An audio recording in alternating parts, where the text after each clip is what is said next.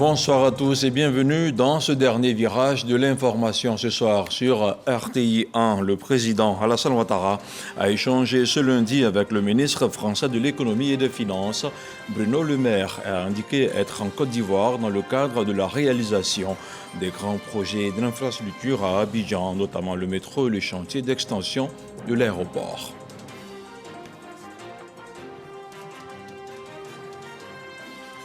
Le Premier ministre a procédé au lancement du guichet unique de développement des entreprises. Patrick Hachi a indiqué que la structure sera l'allié des entrepreneurs. Elle devrait apporter des réponses concrètes aux innovations, aux enjeux de création, de financement et de croissance économique.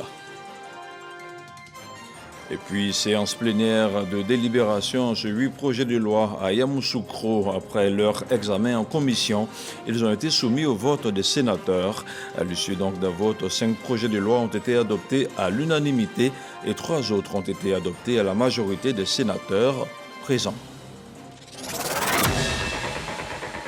Voilà pour les titres et on ouvre ce journal avec l'audience du président de la République. Le chef de l'État recevait ce lundi le ministre français de l'économie et des finances. Alassane Ouattara et Bruno Le Maire ont parlé des grands chantiers de développement, notamment le métro d'Abidjan et le projet d'extension de l'aéroport international Félix Houphouët-Boigny. Un compte rendu de Jérôme Kofi Abola. Une présence bien au-delà d'une simple visite. Elle vient plutôt dans le sens d'une rencontre avec pour objectif de poursuivre la promotion de la coopération entre la France et la Côte d'Ivoire. Bruno Le Maire n'en dit pas le contraire. Reçu ce lundi par le président de la République, Alassane Ouattara, le ministre français de l'économie et des finances a échangé avec le locataire du palais présidentiel de la République de Côte d'Ivoire sur plusieurs projets de développement, dont ceux relatifs à la réalisation du métro d'Abidjan et au chantier d'extension de l'aéroport Félix Houphouët-Boigny de Port-Bouët. L'objet de ma visite, c'est évidemment de marquer le lancement concret de la réalisation de grands projets d'infrastructure ici à Abidjan. Le métro, auquel nous attachons avec le Premier ministre Patrick Hachi une importance toute particulière, et le projet d'extension de l'aéroport. Le métro, c'est un des plus grands projets d'infrastructure du continent. C'est un projet ambitieux. C'est un projet social qui va bénéficier à des millions d'habitants d'Abidjan au quotidien et qui va améliorer la vie quotidienne de chacune et de chacun. Et c'est un projet qui marque le lien fraternel qui unit la Côte d'Ivoire et la France. Je sais que toutes les autorités ivoiriennes se sont beaucoup investies sur ce projet, qu'elles y ont mis leurs compétences, leur énergie, leur détermination. C'est la même chose du côté français et j'y vois la réalisation de grande ampleur que nous voulons porter en matière d'infrastructure, en matière d'amélioration de la vie quotidienne des habitants d'Abidjan. Pour le ministre français, ces grands projets sont le symbole même du succès économique et de la stabilité en Côte d'Ivoire. Toute chose qui, selon lui, prouve que le bateau Ivoire, en ayant pour capitaine le président Alassane Ouattara, est bien dans la bonne direction. Et comme vous venez de le voir sur ces images, le ministre français de l'économie, des finances et de la souveraineté industrielle et numérique s'est aussi rendu à la primature. Bruno Le Maire a été reçu par Patrick Hachi. Des projets structurants pour la transformation de l'économie ivoirienne ont meublé les échanges. On reste à la primature pour parler de la cérémonie de lancement officiel du guichet unique de développement des entreprises de Côte d'Ivoire. Il s'agit d'un outil créé pour agir en appui des politiques publiques conduites par l'État de Côte d'Ivoire dans les régions et les communes. Herman Guibé. Accompagnement, accès au financement, plus de compétitivité. Voici ce que promet le guichet unique de développement aux entreprises de Côte d'Ivoire et en particulier aux PME. Créé le 26 janvier 2022, le guichet unique de développement des PME entre désormais dans sa phase opérationnelle. La cérémonie officielle de lancement de ce guichet unique, présidée par le Premier ministre Patrick Hachi. Le GUIDSI est la matérialisation de la volonté politique affichée par son Excellence, Monsieur le Président de la République, de renforcer la compétitivité de nos régions par un environnement des affaires plus favorable et attractif, car à terme, le guichet est appelé à ouvrir des bureaux dans chacune des régions du Côte d'Ivoire. Grâce à la synergie d'action entre ces deux filiales, accompagnement et garantie, le GUDSI apporte la réponse aux besoins de centralisation et de coordination de l'offre de services et d'accompagnement, ainsi que de financement des investissements et de fonds de roulement des entreprises. Le rôle stratégique confié au GUDSI est de favoriser l'innovation, l'amorçage, le développement, la conquête des marchés extérieurs en contribuant à l'accompagnement des entreprises, à la facilitation de leur accès au financement et à l'obtention des garanties. Au nom du ministre de l'Économie et des Finances, le ministre du Budget et du portefeuille de l'État, Moussa Sanogo, a présenté les multiples avantages qu'offre ce guichet unique pour les petites et moyennes entreprises. On aura une unicité de points de contact, la transparence du processus, donnant à l'entrepreneur une meilleure visibilité sur l'accompagnement et le financement auquel il peut prétendre. C'est donc une plateforme numérique unique qui servira de soutien à de multiples services aisés à appréhender par l'entrepreneur. Ce point de contact unique permettra également la création d'une relation de confiance entre l'État et l'entrepreneur.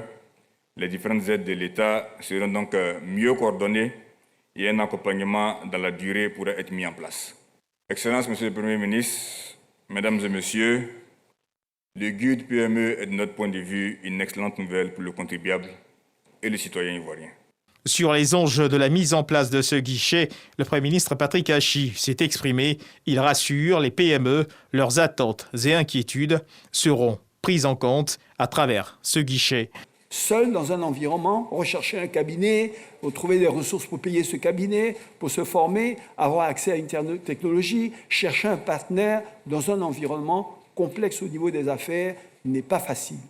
Et l'État estime que dans ce contexte où nous sommes, où l'entreprise privée en particulier, mais la PME spécifiquement est déterminante, l'État doit accompagner ce processus. Cette structure est donc fondamentale. C'est elle qui véritablement va être la porte d'entrée. L'entreprise qui vient doit d'abord trouver dans ce guichet des gens qui savent de quoi eux, entreprises, parlent, quel que soit le secteur d'activité concerné. La structure de garantie, elle est destinée à être l'interlocuteur quelque part des banques pour dire, écoutez, cette entreprise, on a regardé tout ce qui pouvait donner de l'assurance et on estime que nous, État, pouvons lui donner la garantie. Dans le concept d'accompagnement, c'est de faire des très petites PME des PME, des PME des grandes entreprises et des grandes entreprises, bien sûr, celles qui peuvent aller plus loin, n'ont plus besoin naturellement du GUD et peuvent directement au niveau des banques collaborer pour être de grandes entreprises, de véritables multinationales. Réduire le nombre d'interlocuteurs, aplanir les difficultés rencontrées par les PME et autres entreprises, ce guichet est créé pour agir auprès des PME depuis leur création et tout au long de leur croissance. On poursuit avec les activités du chef du gouvernement dans le cadre du fonds d'appui aux acteurs du secteur informel. Plus de 600 jeunes de la Bagoué ont reçu des chèques d'un montant global de 171 millions de francs CFA. Le fonds concerne 6 zones frontalières du nord du pays et la ville de Boundiali n'est que la première étape de cette opération lancée en janvier dernier et qui va s'étendre sur 3 années. L'éclairage de Franck Kodio. La Bagoué dont Boundiali, la capitale, et plusieurs localités des 6 zones frontalières proches du Burkina Faso et du Mali sont touchées par la question de l'emploi des jeunes. Soit vous entreprenez, ou bien vous êtes peut-être un jeune, vous êtes dans la fonction publique, ou bien vous entreprenez. En dehors de cela, c'est l'orpaillage clandestin. Après le lancement, le 22 janvier dernier, par le gouvernement du Fonds d'appui aux acteurs du secteur informel FACI à Touba, la phase opérationnelle s'amorce à Boundiali. C'est la raison de la présence de plusieurs membres du gouvernement aux côtés du Premier ministre Patrick Hachi. Touré Mamadou, à charge de l'insertion professionnelle, situe le contexte de la cérémonie du jour. Après bientôt 1 an, ce sont 17 205 jeunes qui sont en activité sur l'ensemble des 6 régions.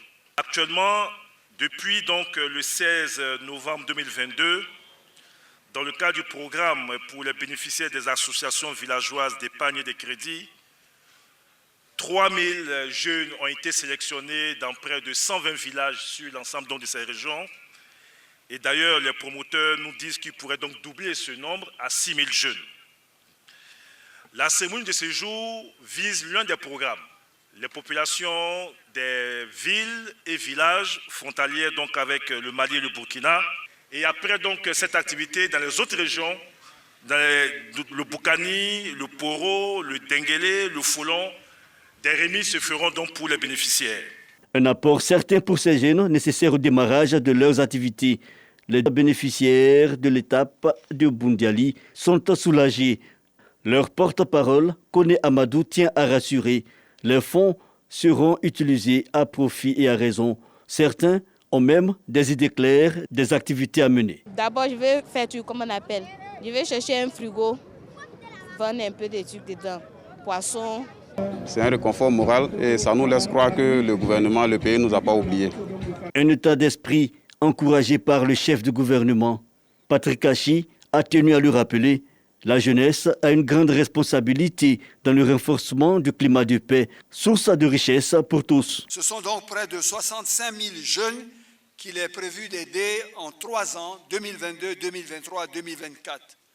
Aujourd'hui, ce sont très exactement 686 jeunes bénéficiaires de la région de la Bagoué qui recevront 250 000 francs CFA chacun, soit un montant de 171 500 000 francs CFA. Sous l'instigation de son Excellence, Monsieur le Président de la République, la nation a décidé de soutenir toujours plus vigoureusement sa jeunesse pour la former, pour lui permettre d'entreprendre et de bien vivre dans la paix, la sérénité et la prospérité. Donc, le combat qu'on mène, c'est le combat pour préserver la paix dans le pays.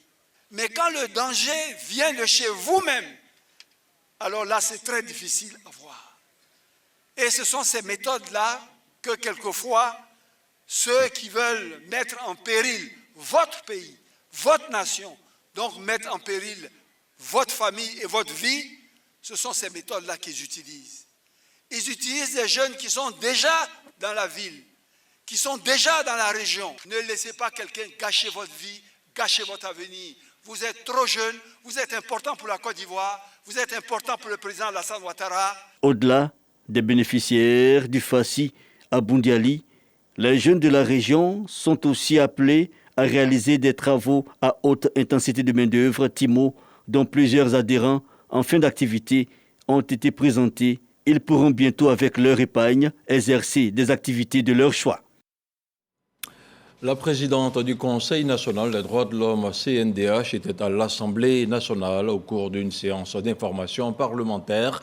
Namizata Sangari a présenté le rapport annuel 2021 de son institution aux députés, un document qui aborde des sujets en lien avec des droits civils et politiques, les droits économiques, sociaux et culturels. Il énonce aussi des recommandations pour l'amélioration des droits humains en Côte d'Ivoire. Moussa Konaté. Séance d'information parlementaire avec la présidente du Conseil national des droits de l'homme. Namizata Sangari présente le rapport annuel 2021 de son institution conformément à la loi. Le Conseil national des droits de l'homme élabore un rapport annuel sur l'état des droits de l'homme ainsi qu'un rapport d'activité présenté au président de la République, au président de l'Assemblée nationale, au président du Sénat. Le rapport annuel 2021 du CNDH concerne les droits civils et politiques, les droits économiques, sociaux et culturels. L'enquête réalisée sur la satisfaction du droit à la santé établit qu'en zone rurale, 80% des populations interrogées affirment parcourir en moyenne plus de 5 km pour se rendre dans un établissement sanitaire public. Le mauvais état des routes ne facilite pas l'accès des populations à ces structures. Concernant le droit à l'éducation, il faut se féliciter de la suppression du paiement des frais annexes et autres cotisations exigées des parents par les comités de gestion des établissements scolaires COGES, qui constituaient des obstacles réels à la politique nationale de l'école pour tous. Selon le CNDH, une recrudescence des violences basées sur le genre est constatée, avec 462 cas en 2021 contre 325 en 2020, soit une progression de 42,15%. L'institution en charge de la défense et la promotion des droits de l'homme enregistre plus de 1800 saisines en 2021. Au niveau des droits économiques, sociaux et culturels, ce sont 1092 cas de violation ou atteinte aux droits de l'homme Au niveau des droits civils et politiques, nous avons enregistré 924 cas de violation ou atteinte aux droits de l'homme. Les droits dits de solidarité viennent en 3e position avec une proportion de 17 cas. Les députés se félicitent des travaux réalisés par l'autorité indépendante. Des femmes souvent qui sont dépossédées de tout lorsqu'elles venaient à perdre leurs époux. Mais avec le rapport du Conseil, j'ai compris que beaucoup de mécanismes étaient mis en place pour que ces femmes puissent retrouver leurs droits. C'est un rapport complet qui fait le tour de toutes les questions liées à la promotion et à la défense des droits de l'homme. Nous avons retenu qu'ils sont au travail et qu'ils ne sont pas empiétés dans leur travail par le gouvernement ni par l'Assemblée nationale. Le rapport annuel 2021 du CNDH a été officiellement remis à l'Assemblée nationale. Je vous le disais également en ouverture de cette édition d'information, c'était la dernière séance de délibération avant les vacances parlementaires. À Yamoussoukro, les sénateurs ont planché sur 8 projets de loi. La séance était présidée par Jano Aoussou-Kouadio, le chef du Sénat. Kader Sogodogo. Chambre haute du Parlement Yamoussoukro.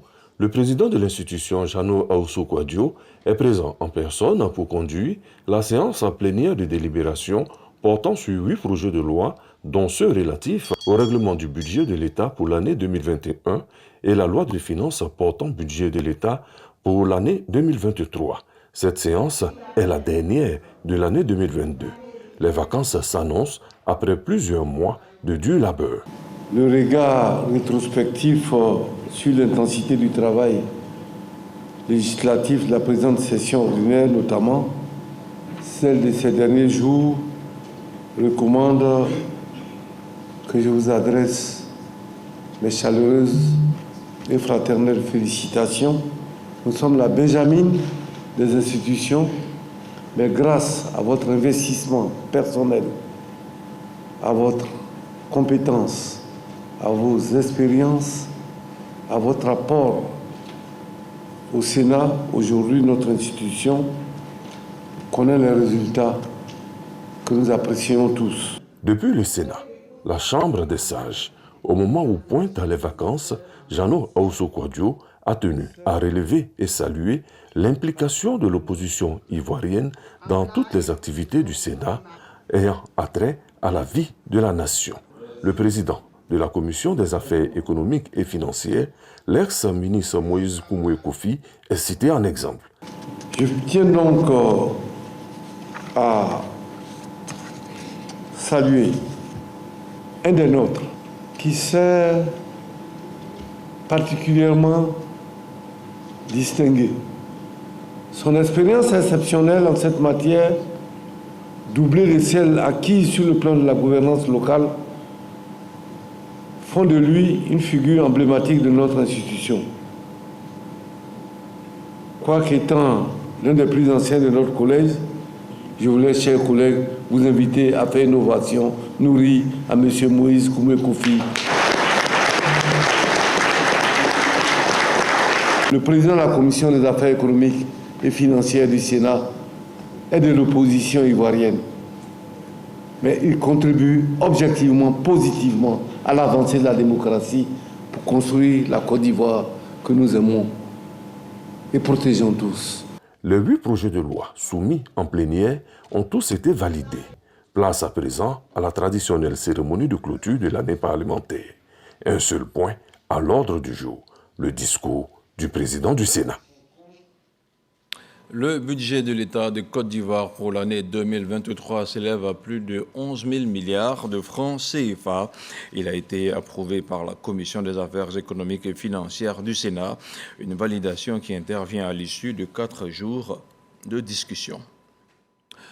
Comment assurer une production abondante en vivrier? La question a été abordée par le ministre d'État Kobena Kwasi Adjoumani. C'était en marge du lancement d'un fonds à coût partagé, un fonds destiné à soutenir la mise en œuvre du projet de développement des chaînes de valeur vivrières.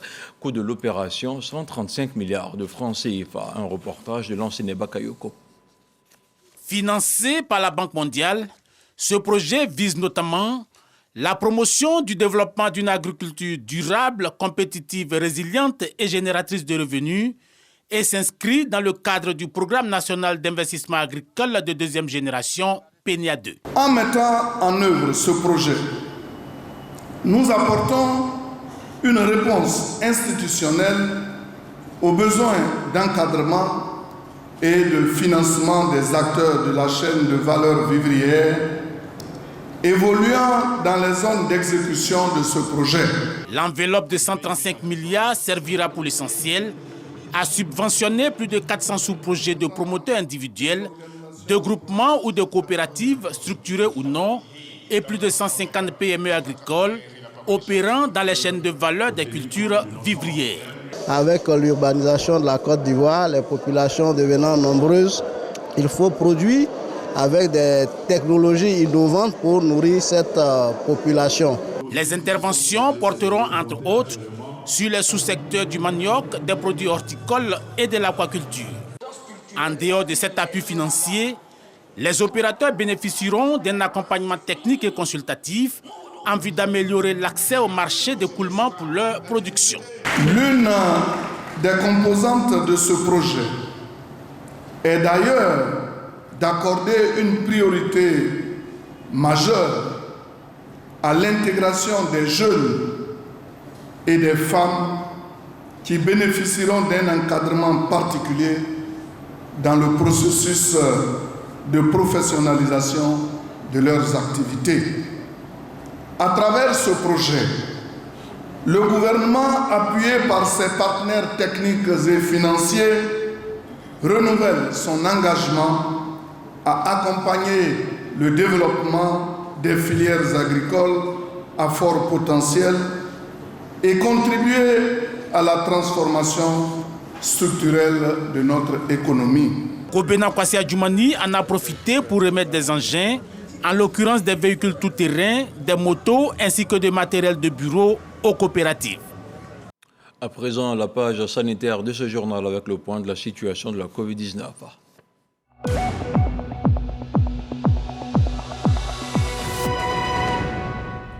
Le ministère de la Santé, de l'Hygiène publique et de la couverture maladie universelle a enregistré ce lundi 19 décembre 2022 0 nouveau cas de Covid-19 sur 189 échantillons prélevés, soit 0% de cas positifs, 1 guéri et 0 décès. À la date du 19 décembre, la Côte d'Ivoire compte donc 87 912 cas confirmés, dont 87 070 personnes guéries, 830 décès et 12 cas actifs. Le nombre total d'échantillons est d'1 659 756. Le 18 décembre, 35 765 doses de vaccins ont été administrées, soit un total de 24 57 362 doses du 1er mars 2021 au 18 décembre 2022. Le ministre de la Santé, de l'Hygiène publique et de la couverture maladie universelle invite toutes les personnes de plus de 12 ans à se faire vacciner. Il rappelle que le vaccin contre la Covid-19 est gratuit et volontaire. Politique à présent, plusieurs militants du RHDP se sont retrouvés ce lundi pour une grande réunion d'information. Le mode de désignation des candidats du parti aux élections locales leur a été présenté. Et selon les premiers responsables du parti, le processus de sélection obéit à 4 principes généraux, à savoir la transparence, la cohésion, la discipline et la solidarité. Objectif visé par ce parti qui se veut avant-gardiste, 0 candidature indépendante. À travers donc cette préparation, le RHDP est déjà en ordre de bataille pour gagner les élections locales à venir en vue de conforter sa majorité sur le territoire. L'opération de toilettage de la liste électorale prend fin dans seulement quelques heures. On se rend maintenant à Tias-Salé, à Diaké et Dimbokro pour en suivre les derniers déroulements. Opération révision de la liste électorale. À Tias-Salé, dans la région de la Niébi-Tiassa, le secrétaire départemental Alpha Sanogo sillonne marchés et quartiers pour exhorter les militants à s'inscrire massivement sur la liste électorale. Le parti entend renforcer les actions de portée sociale. Mais ce changement qualitatif ne peut être possible que si le RHDP parvient à remporter les prochaines élections législatives. Alpha Sanogo invite donc les militants à se faire enrôler sur la liste électorale afin de préparer les élections à venir. Jeune majeur résident à Diaké, Désirée dit avoir compris la nécessité pour elle d'être inscrite sur la liste électorale. En venant s'enrôler, c'est un devoir de tout un chacun, c'est un devoir de citoyen. Et j'invite tous mes camarades, tous mes amis à venir s'enrôler. Pour un tel acte de civisme, ils reçoivent les encouragements du député-maire de la ville, Yenyakou Bassié. L'élu local est venu s'enquérir du bon déroulement de l'opération dans sa circonscription. L'enrôlement, c'est un acte citoyen et voir de jeunes gens comme ça venir s'enrôler traduit que le civisme prend de plus en plus dans le pays et c'est souhaitable. Yenyakou Bassié, par ailleurs secrétaire national du RHDP chargé de l'implantation et des adhésions, suit de près cette opération de révision de la liste électorale dans le département d'Adiaké. Tous les états-majors sont à pied d'œuvre pour enrôler le maximum de militants. À Dimbokro, localité située dans la région du Bélier, le RHDP, Rassemblement des Oufouettistes pour la démocratie et la paix, mobilise ses militants pour l'opération. Les secrétaires nationaux Abdulkader Sissé et Philippe Krabé sont sur le terrain pour galvaniser les jeunes à s'inscrire massivement sur la liste électorale. Ils ont exprimé leur gratitude au ministre de l'économie, Adama Coulibaly, pour l'encadrement politique dont bénéficie cette jeunesse. Ils n'ont pas manqué de rappeler que grâce à lui, 2 milliers de jeunes de Dimbokro ont pu avoir leurs documents administratifs leur permettant de s'inscrire sur la liste électorale. Walter Amadou Ouattara et Jean-Marc Diadji ont assuré les commentaires et il sera déjà trop tard pour s'inscrire sur la liste électorale. Après-demain, à Grand Bassam, le PDCI RDA a fait le point de l'opération. Le parti a aussi lancé la mobilisation pour la dernière journée de mardi. L'association des femmes Maman Ezalé a décidé de prendre une part active pour enrôler le maximum de personnes. Michel Dicré. C'est ce mardi 20 décembre que prend officiellement fin l'enrôlement pour la révision de la liste électorale. À Grand Bassam, le PDCI RDA fait le point de 4 semaines de mobilisation des militants. Tous les militants du PDCI RDA et tous les présidents du comité de base, les présidents des sections, tout le monde, on s'est levé, main dans la main, on s'est battu pour que ce sommet puisse parler d'un bon esprit. Au jour d'aujourd'hui, je dirais que la mobilisation au niveau des nouveaux majeurs s'est bien passée. À quelques heures de la fin de l'opération, les femmes de Grand Bassam réunies au sein de l'organisation Maman Ezalé sont invitées à mettre à profit le dernier jour pour convaincre les indécises. Vraiment, toutes les mamans qui ne sont pas encore enrôlées, qu'elles puissent aller s'enrôler, se faire enrôler pour 2023, qui n'est pas loin. On ne peut pas venir faire Maman Ezalé sans être sur la liste électorale. Donc tout le monde doit être sur la liste électorale. Philippe Ezalé, cadre du PDCI RDA, lance l'ultime appel.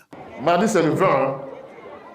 Celles qui ne sont pas encore enrôlées sur la liste électorale, allez vous faire enrôler. Parce que tu ne peux pas être une maman Ezalé et puis tu n'es pas sur la liste électorale. Vous avez compris? Donc je vais voir toutes les mamans Ezalé là sur la liste électorale. Jean-Philippe Ezalé a félicité les militants du PDCI RDA pour cette opération d'enrôlement sans incident à Grand Bassam. Il les a invités à maintenir la cohésion sociale dans la cité balnéaire. Et dans l'actualité hors de chez nous, Moscou a vivement critiqué ce lundi le plafonnement du prix de gros du gaz, un plafonnement approuvé par le ministre de l'Énergie des États membres de l'Union européenne réunis à Bruxelles. La limitation entrera en vigueur dès que les prix de gros dépasseront 180 € le mégawattheure, soit environ 117 713 francs CFA pendant 3 jours consécutifs. Moscou dénonce une violation du processus de marché pour la formation des prix.